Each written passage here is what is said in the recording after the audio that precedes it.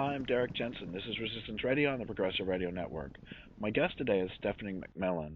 Her comics and writing have appeared in hundreds of publications and venues.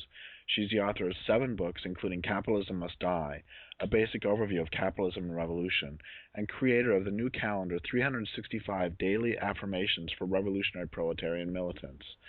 Stephanie's been an organizer against capitalism all of her life. So first, of course, thank you for your work, and then second, thank you for being on the program. Thanks for having me, Derek. It's my pleasure. So we're airing this on May 1st. What is the significance of that day to you? Well, May 1st is Mayday, which is International Workers' Day. That's a day for the working class to reclaim its struggle and to assert its interests to the maximum extent possible, depending on particular local circumstances. Like in some places in the world, there could be marches of thousands to tens of thousands of people. Other places, there may be smaller events, everything from barbecues to public discussions. In Fort Lauderdale, where I live, we're showing a film called The Hand That Feeds, which is about workers at a hot and crusty bakery in New York, many of whom were undocumented and all of whom were being paid below minimum wage and forced to work on unsafe equipment. And they complained to the manager, who told them, I don't have to listen to you unless you're a union. So they formed their own independent union, fought back, and against all the odds, won some pretty big concessions. So we wanted to show the film and then invite workers and others from around the area to discuss it, take their experience as inspiration and figure out how we can build some struggle here in workplaces where people could back each other up when they're having a problem with abuse or exploitation on a job. So that sounds all really important. Do you want to talk a little bit about the historical background of May Day? Sure. Yeah, it emerged from a struggle for the 8-hour workday among workers in the U.S. in the late 1880s. There was a very vibrant and militant and intense labor movement at the time, which it hadn't been structurally legalized yet. So there were no procedures for how workers should fight. So they fought very militantly for their rights, and including through mass strikes. On May 1st, 1886, there was a strike that was across the whole country involving about 300 to 500,000 workers, which, if you imagine that today, it would be, very different from the actual situation we have. So you can imagine, how developed the labor movement was at the time and how far we've gone backwards. But at the time, 30 or 4,000 of those workers were striking in Chicago, and they gathered in Haymarket Square several days later. There was a bomb thrown into a line of cops that killed several of them. That could have been, they didn't know who did it. A lot of people think it was a provocateur. But rather than launch a proper investigation, the authorities used that incident as an excuse to crack down on the labor movement, including executing 4 of the organizers of that demonstration. And since then, that day has been marked throughout the world, not just as a labor holiday where people should be taking the day off work, but actually as a day for workers to demonstrate their collective power. So before we talk about this in the United States, I'm wondering if you can talk a little bit about some of the May Day actions or celebrations, either way, around the world over the last 30 years. Well, the range is just incredible. You have, like I was saying, you have thousands of people in some places. You have, I heard of one guy in Kansas who by himself decorates his porch with red flags that he steals from golf courses. So, it's a creative time for workers to assert their power and their the possibility for them to struggle, depending on how strong the movement is, wherever it is. It could be a very militant march, it could be a strike, it could be a very small event. But there's been a range of all of those. So let's talk about whether Mayday is still relevant.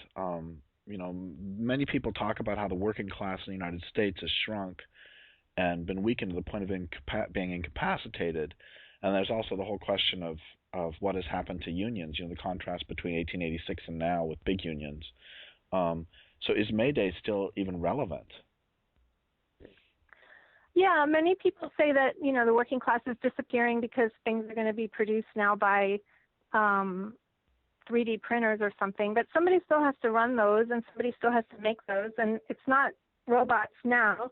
So we do have a working class of millions of people in the United States still, in spite of a lot of the manufacturing jobs having been offshored. There's still a lot of manufacturing done here. It hasn't actually shrunk. It's only shrunk relevant to the overall population growth, but it hasn't actually gotten smaller. And in the world overall, the labor force, the working class is larger than it's ever been in history before. And as for being relevant, the situation of workers has become so desperate. I do a lot of leafleting and talking to people, and everywhere we go, people are talking about having to have 2 jobs just to make ends meet. They're suffering from abuse at work, scheduling that is just at the whim of the employer. People talk about having gotten to the end of their rope, basically, and don't even know how to go forward from here because they're already working to their maximum capacity, and living expenses have gotten so high that they're wondering how they can survive, how they can feed their kids. And it shows just how disposable workers have become also. That conviction that just happened of the Massey Mine CEO who got 1 year in jail for killing 29 workers. That's just an outrage that it's heartbreaking and completely unacceptable. These aren't accidents. They call them accidents, but workplace accidents are not accidents. They're basically murder by capitalists of workers because they can always be prevented. It happens almost always because of cost cutting. They're unwilling to give up even a few pennies of profit to protect the lives of the people who are making all their profits for them. There are actually 150 people every single day who are either killed on the job or die from work-related occupational diseases.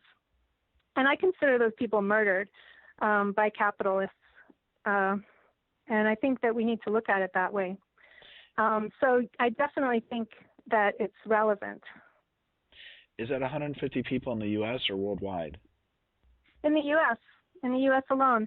North Dakota and Texas are two of the most dangerous places to work because of the natural gas industry. But it happens everywhere. As we can see with these 29 people who died in that mine. If that would happen, if the police killed 150 people every day, if terrorists killed 150 people every day, I mean, that would be a huge social question, but we're taught to not even look at that as murder or killing people. We're taught to see it as something that's sort of ordinary, like it just happens naturally because of unsafe conditions that are there for no particular reason, or that's just how it works. But those unsafe conditions are calculated by the capitalists to make themselves richer. So to me, that's basically killing people for money. Well, a couple of things. One of them is that I lived in North Idaho for a while, and there was a pretty famous case up there that the bag house or pollution control device on a smelter burned, and the company faced a choice. They could either continue to smelt and send the lead-laden smoke into the community, or they could shut down the place while they fixed the bag house. And the reason this is so interesting to me is because there's actual notes. I've seen the handwritten notes from their board meeting when they were choosing they figured it was cheaper to go ahead and pay, quote, $5,000 per kid, end quote, rather than to do the bag house. So it was a straightforward economic calculation as to what they should do. And of course, nothing ever happened to the people who made that decision. Yeah, the same thing happened in that mine where they didn't even stop to, pick up the bodies. They just kept the production going.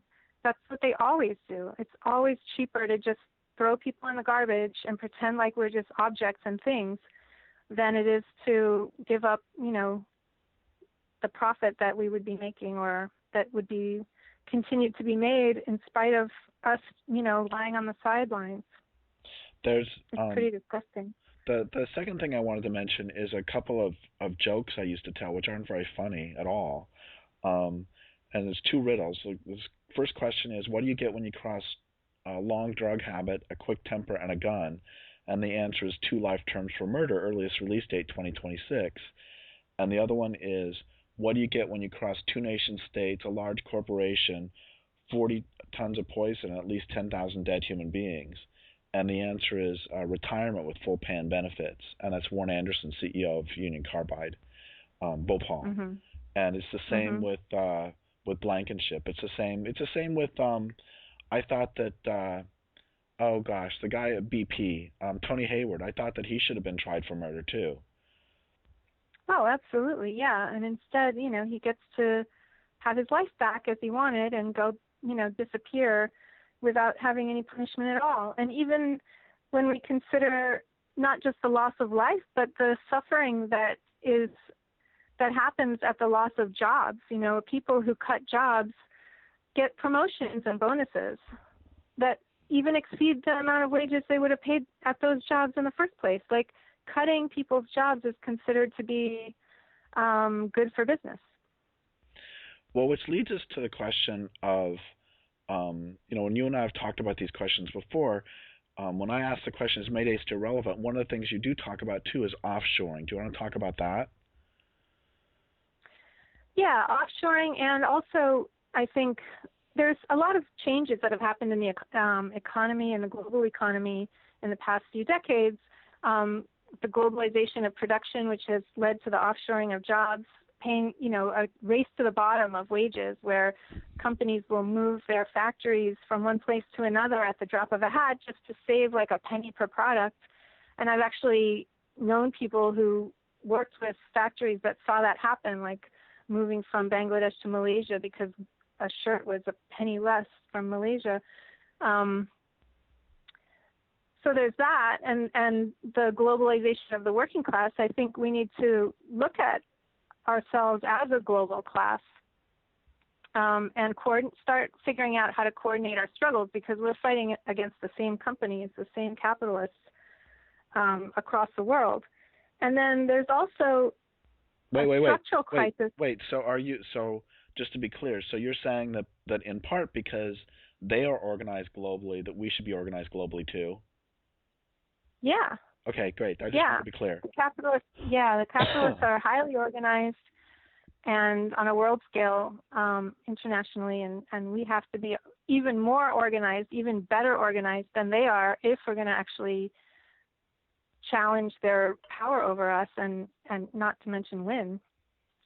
So the other thing I wanted to mention was the structural crisis that capitalism has gotten itself in, because even though industrial production is still a large part of their economy and their whole economy is dependent on it, the financialization of the economy has increased to the point where it's become very unstable because there's a lot of fictitious value that's in the economy now floating around, like inflated bubbles, so those constant bubbles forming and bursting have created a lot of chaos and crisis, and there aren't really ways out of it. Everything that the capitalists do to try to fix it, from lowering interest rates to, whatever, they keep making it worse.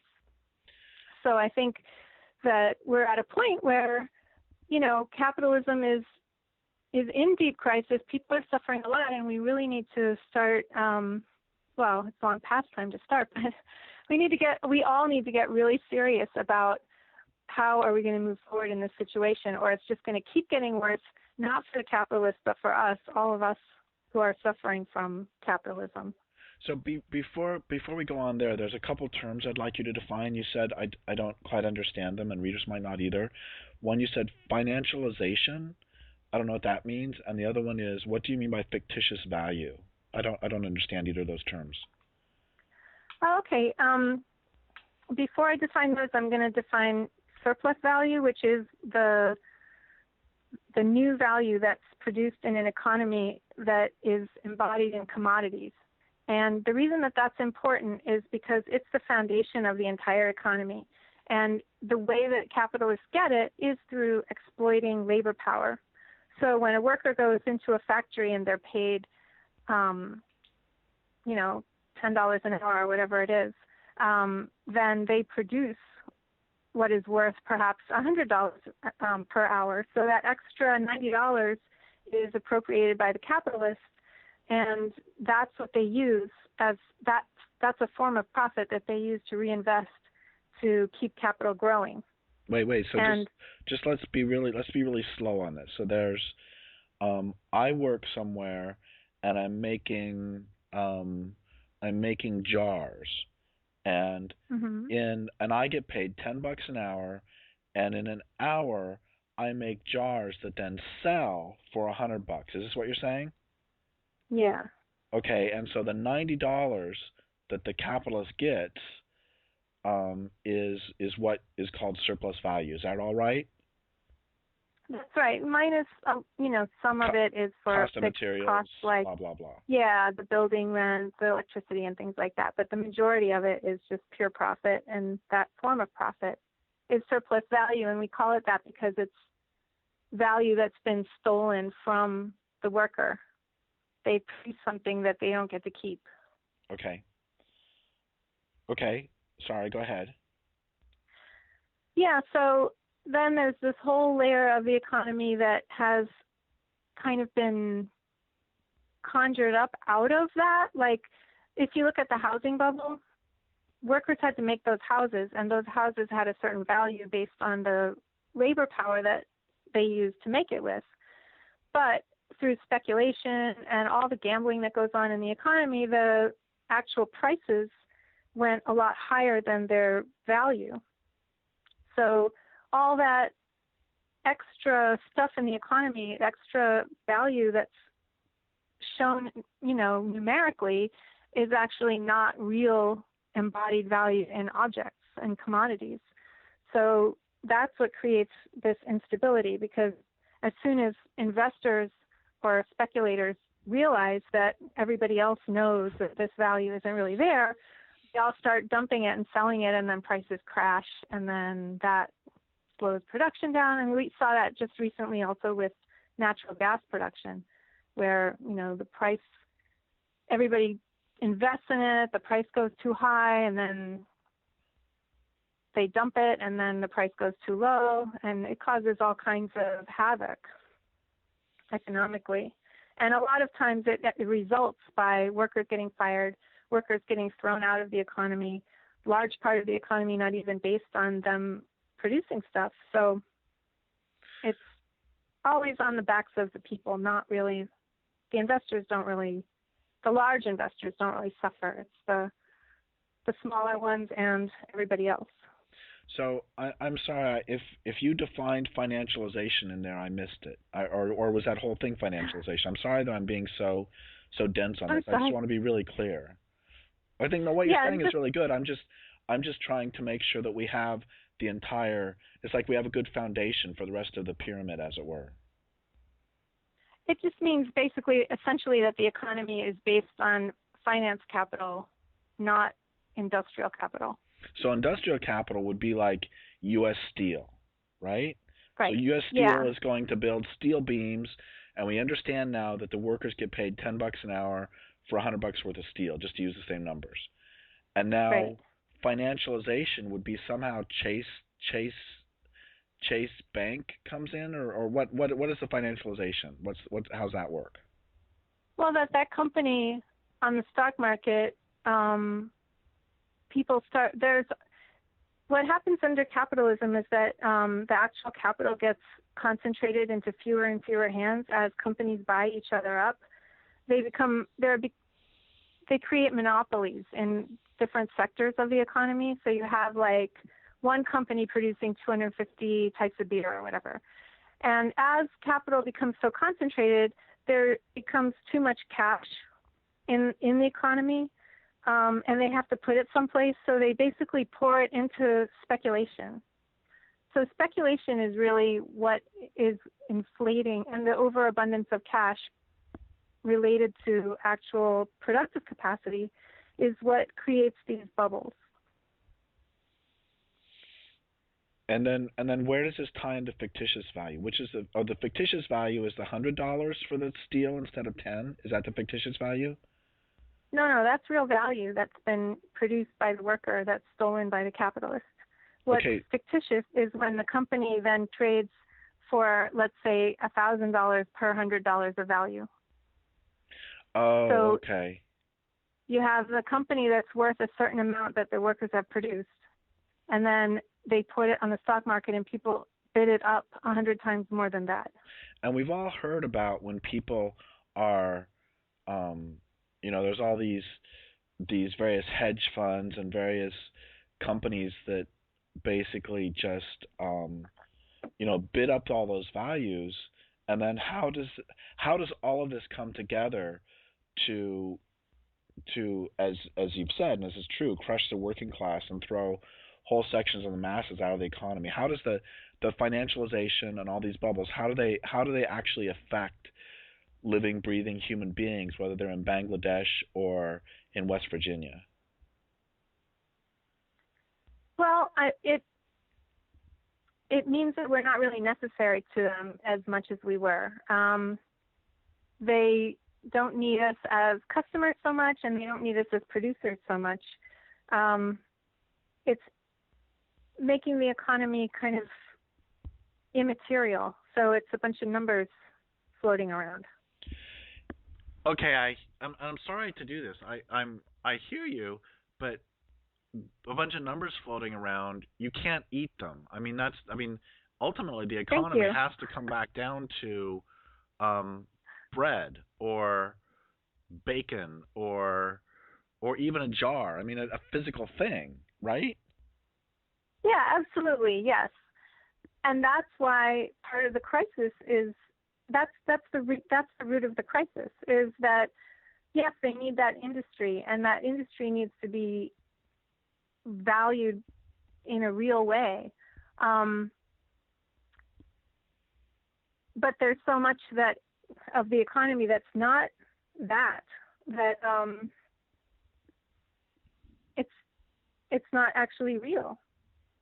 But yeah, we need to live on real things. All that fictitious value, that's why it's called fictitious. It doesn't exist. It's fake. But that's what our economic health supposedly is based on. When they say the economy is doing well, that's what they're talking about. And that's why also a lot of people are calling for reshoring. They call it reshoring jobs, bringing manufacturing back, because they do know that that is the basis of a healthy economy. So that's what's behind those calls. But how does that work when I'm manufacturing jars and I can get people to make jars in Malaysia for 2 cents a piece, and it costs me $1 a piece to make them in the U.S.? And as a capitalist, why would I do that? And you wouldn't, and that's why they don't. And so how do we maybe this is an anticipating question later, but how do we force them to do that? How does that? Well, let's just back off for a second, and we'll go to sort of the next scheduled question, and we'll come around. Well, actually, I kind of like that question. Okay, great. How do we force them to do that? How do we force them to do anything? Is we need to fight for it, and that's why we need to have a global working class movement.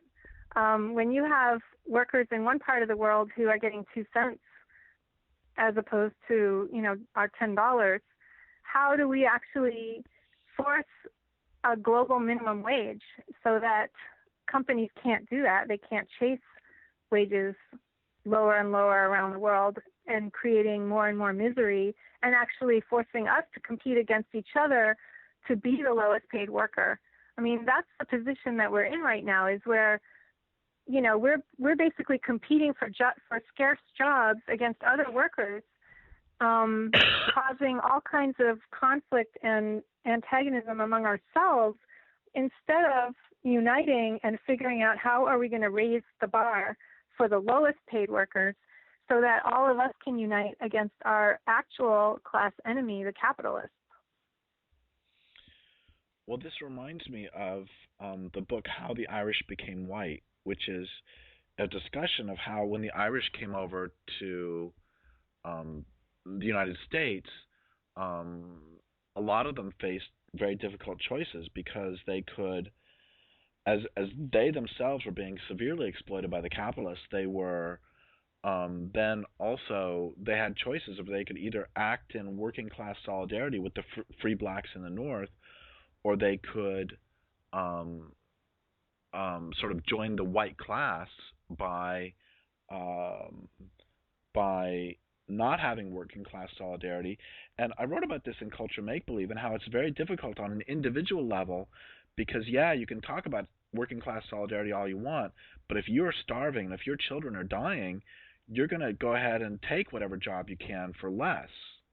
It's very so I guess I'm leading into the question of organizing. I mean, I don't know what I'm leading into. It's how do you get people to organize when they need food right now? I know, that's the big problem. That's why we're so weak, is because we've lost that spirit of collectivity, and the ideology of the capitalists, which is individualism, has infected all of us in the world, really, to care first for our own interests instead of sacrificing for the collective whole, which is, the working class has naturally an ideology of collectivity because workers can't produce anything without each other. They all work together on a product, and they work together in the factory, and they work together. The only way that they can assert their interests is collectively. If we do it individually, all we can do is like trade one bad job for another. I hear so many times people saying, I'm at the end of my rope, I'm going to quit my job. But then what? You have to get another one that's equally as bad.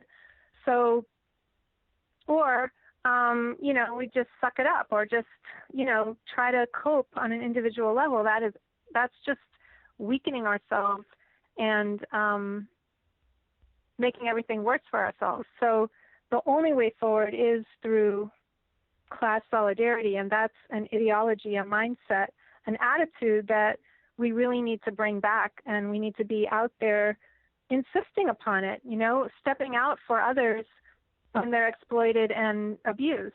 We need to be, there are some people still out there who believe this way, and so we need to gather ourselves together and become a social force where we can go out there and demonstrate the power of collective action.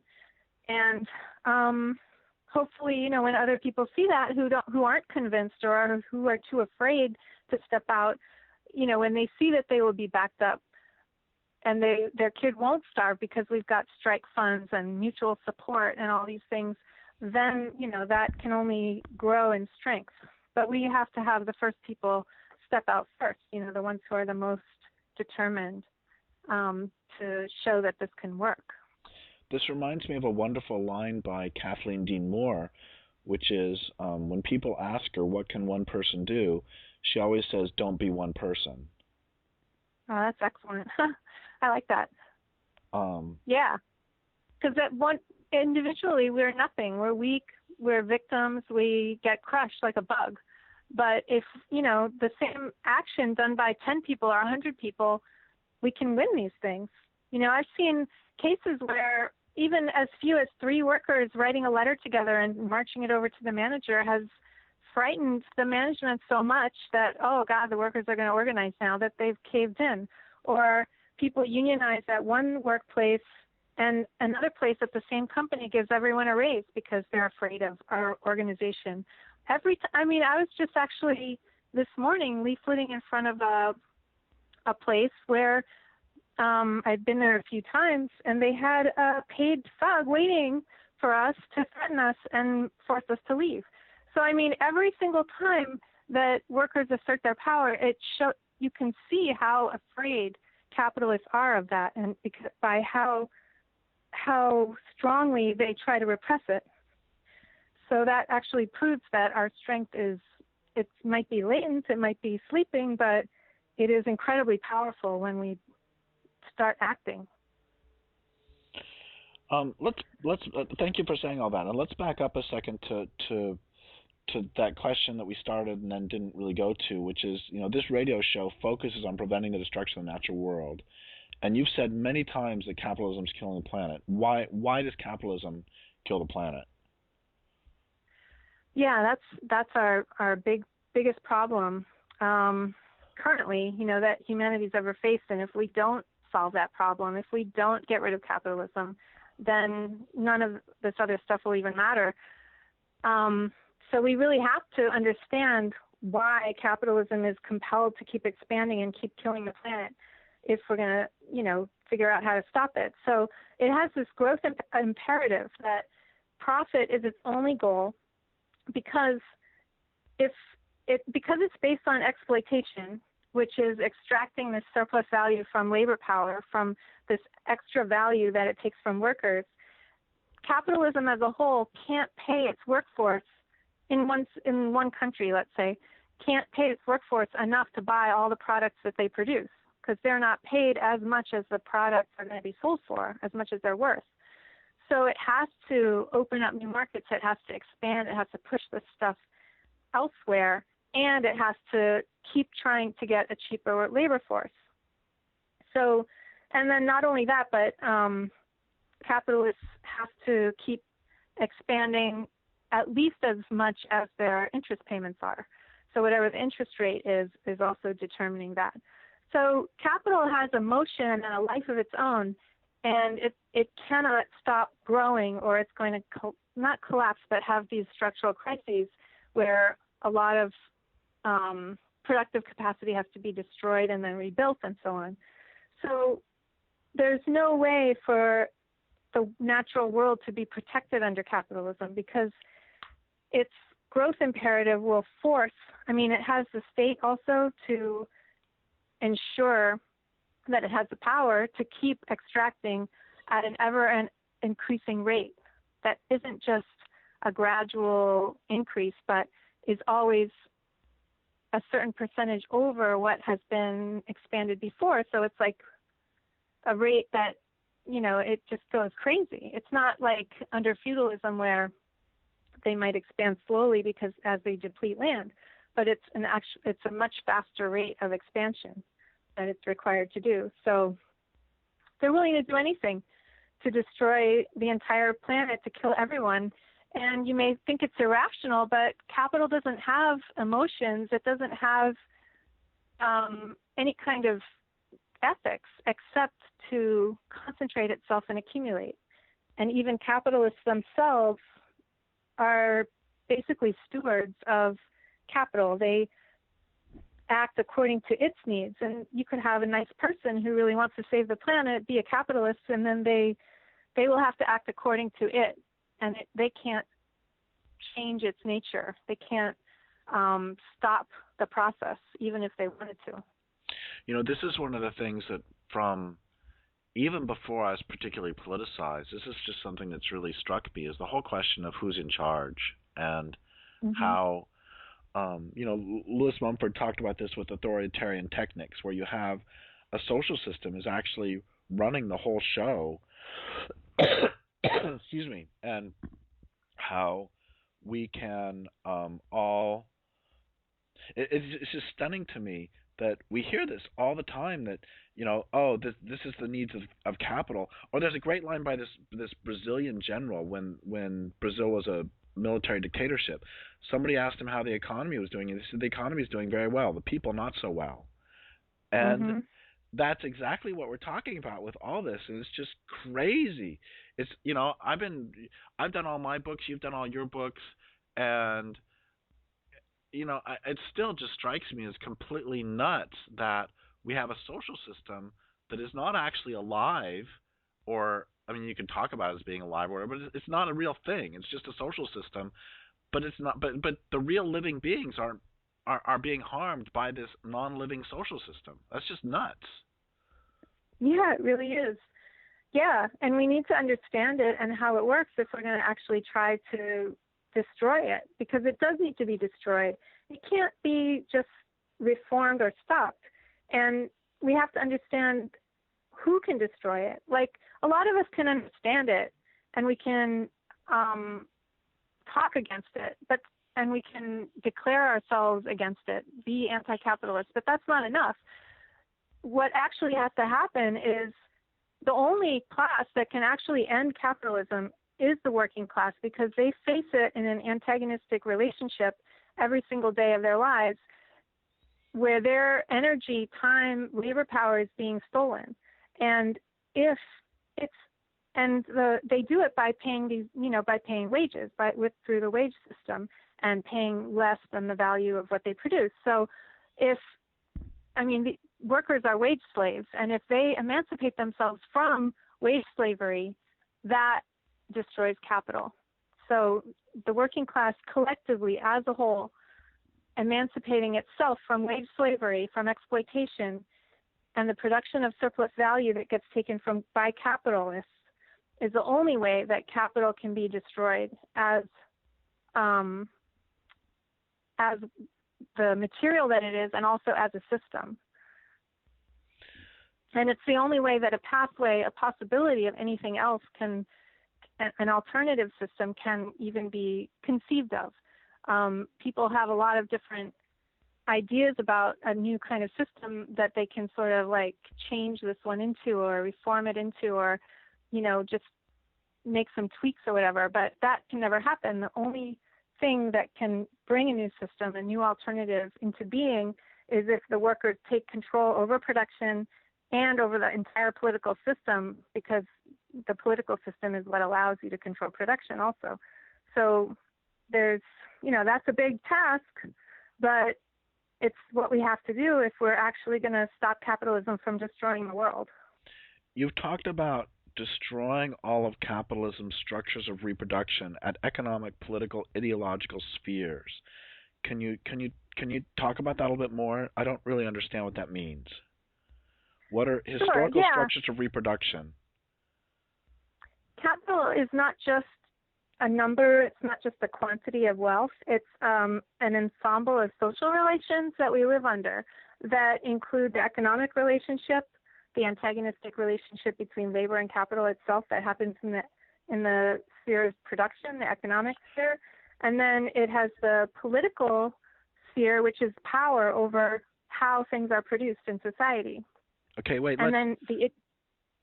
Let's back up a second. I am a capitalist, and I own the jar making company. Okay, and so let's put all of these structures of reproduction in these spheres. Let's put all of them. I work best when I get examples that I can see. So I'm the capitalist who owns this jar making company, and so now talk about these spheres in terms of that to help me understand. Okay. Well, you own this jar making factory. The law, which is the political sphere, it tells you that you have the right to own this factory as an individual, which is an ideological, you need a belief that private property to make that law legitimate. So your economic control is over what is produced at the factory. You're going to make jars, you're going to pay people this much, you're going to sell the jars for that much, you're going to run the factory on 3 shifts, you're going to force people to work overtime. All these things are your decisions at the economic level. And then at the political level, you've got the law on your side that you own this thing. The police will protect your ownership of that thing if anybody challenges it. And if the workers go on strike, then the police will generally come on my side. Yes. Or you might even be lucky enough to be in a right-to-work state, and you can just fire them all if you want to. And you can. The regulations are broken down, so you can put your toxic crap in the river and save money that way.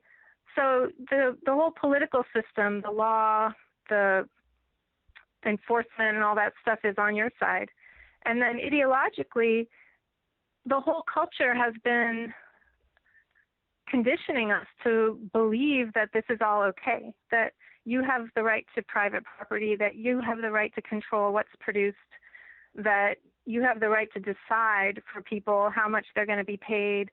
All these things that are considered natural under capitalism, and we've been conditioned to just accept it like it's normal and natural and fine, and that's the ideology, and that's been inculcating us through school, through church, every institution that teaches us anything, the nuclear family. We learn that these relationships are normal and to be accepted. So on all of these levels, we need to have class struggle. The capitalists rule in every sphere. So, and it's not just economic sphere, it's all of them.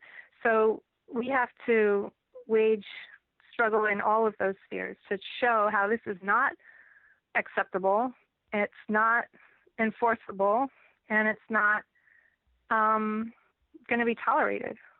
And so how do we do that? The only way is by organizing ourselves. The capitalists put a lot of effort into disorganize the working class, disuniting it, creating divisions between people. I mean, you mentioned racism before, that sexism, nationalism, all these different things that are supposed to divide us is really to preserve the capitalists' ability to stay in power and not have us have any kind of different system. So we need to overcome all those things through the struggle against capital as workers. We start on the job in small ways, training ourselves to fight collectively. It may seem very small and inadequate at this moment, but we have to start from where we are. We can't just conjure a movement out of nothing.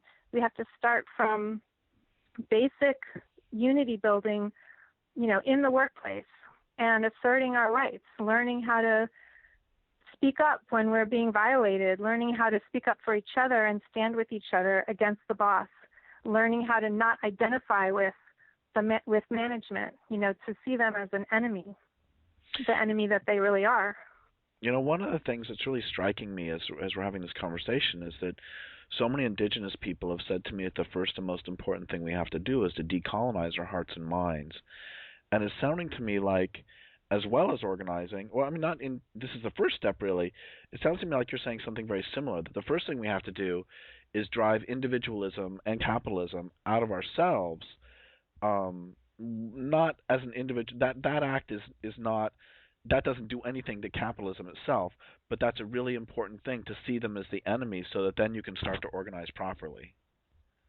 Yeah, I think that's right. I think ideology, individualism, opportunism, that me first mentality, or I have to save myself, those are the kind of things we have to overcome before we can even begin to stand up for each other.